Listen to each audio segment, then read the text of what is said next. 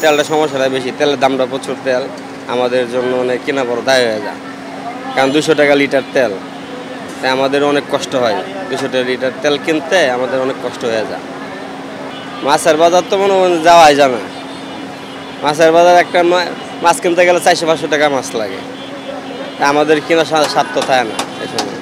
এখানে গোড়া মাছ কিনুন লাগে 50 টাকার 100 টাকার, অল্প কটা মাছ কিনুন লাগে, এই আর কি।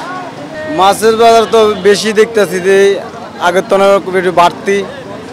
আগে কিনতাম 1 কেজি, এখন আধা কেজি কিনা খাইতে হয়। অনেক কষ্ট তো আমরা দিন কাটাই, কী করবো করতে, এখন যে মিলে চলে এই মিলতে দিন চলতে হবে, আর তো করার কিছু নেই। চালের দামটা, মাছের দামটা এগুলো একটু কমাই দিলে আমগুলো গরিবের জন্য ভালো হইতো আর।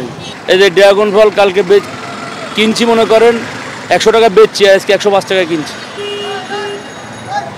105 টাকা কিনছি, সকালে 120 বেচছি, এখন বেচছি 100 টাকা। এরকম দিন গেলে দাম বাড়তেছে, চাউলের দাম বৃদ্ধি, মাছের দাম বৃদ্ধি, তরকারির দাম বৃদ্ধি, তেল লবণের দাম বৃদ্ধি। অল্প অল্প কিনে না, যেরকম কামাই এরকম কিনুন লাগে, কম কম। যেমন আগে 1 কেজি কিনতে হবে, আধা কেজি কিনুন লাগে, লিটার বিলি কিনুন লাগে। আগে জনের কিন করলে 2 দিন চলছে, অনেক দেওয়া না। ভালো ভালো চাকরিজীবী, সরকারি চাকরিজীবী, বড় বড় ব্যবসায়ী শিল্পপতি, তারা মোটামুটি চলে ঘুরে খাইতে যেতেছে। আর যারা সাধারণ মানুষ, মধ্যবিত্ত মানুষ, ওদের দিন খুব কষ্টে যেতেছে। মাছের বাজার তো সাধারণ মানুষ ঢুকতে পারে না।